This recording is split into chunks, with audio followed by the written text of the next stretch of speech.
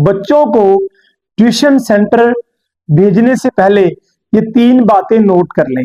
अगर आपके बच्चे स्कूल के बाद साथ वाली गली में किसी टीचर के पास, किसी आंटी के पास पढ़ने जाती हैं, तो ये 3 बातें आप नोट कर लें।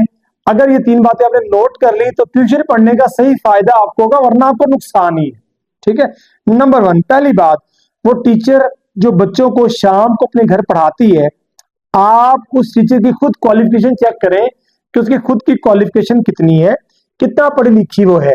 अगर आपको लगे कि वो खुद अभी पढ़ रही है और उससे भी टीचिंग की नहीं है कहीं पे, तो ये कैसे मुमकिन है कि एक शख्स जिसको बस चलानी नहीं आती, उसने कहीं पे ड्राइविंग नहीं की और वो बच्चों की बस चलाने के लिए उसको बस दे दी जाए।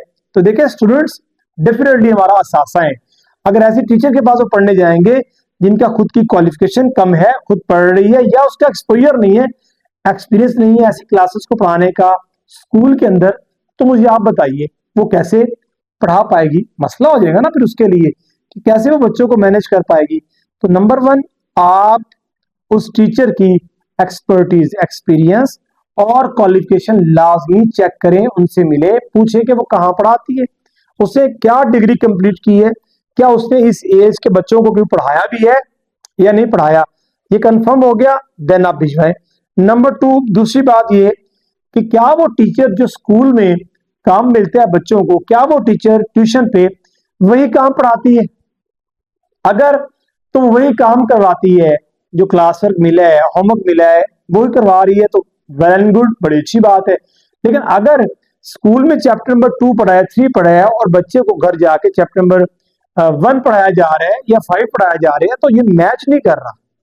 जब ये मैच नहीं करेगा तो इट मीन्स बच्चे के ऊपर बर्डन ज्यादा हो रहा है, बच्चा ज्यादा जो है वो एफर्ट उसको करनी पड़ रही है कि स्कूल में कुछ और पढ़ रहा है, ट्यूशन पे कुछ और पढ़ रहा है। तो कोशिश करें कि ऐसा ना हो कि ट्यूशन का और स्कूल का काम अलग अलग हो, बल्कि सेम सेम काम होना चाहिए। नंबर 3, तीसरी बात कि अक्सर पेरेंट्स ये कोशिश करते हैं कि हमारे बच्चे जब ट्यूशन पढ़ने के लिए जाए तो 4-4 घंटे पढ़ते रहे, ट्यूशन वाले के पास 4 घंटे पढ़ते रहे, और ट्यूशन वाले टीचर से पैसे तय कर दो। अक्सर कहते हैं कि मैं इतनी फीस आपको दूंगी, लेकिन बच्चे 4 घंटे आपसे पढ़े। उसकी एक वजह तो ये होती है कि पेरेंट्स चाहते हैं कि ज्यादा देर ये घर से बाहर रहे, पढ़ते रहे, शायद इससे बहुत जल्दी आइंस्टाइन बना जा सकता है। ये रॉन्ग कॉन्सेप्ट है। ज्यादा वक्त लगाने से आपके बच्चे की स्टडीज बेहतर नहीं होती। टेक्निकल चीजें कुछ है, मैं इस पे नेक्स्ट वीडियो बनाऊंगा। आपने उस टीचर से ये बात करनी है कि 4 घंटे हमारा बच्चा ना बैठा रहे, बल्कि जो भी सिलेक्टिव टाइम है इसको अच्छे से यूटिलाइज करें।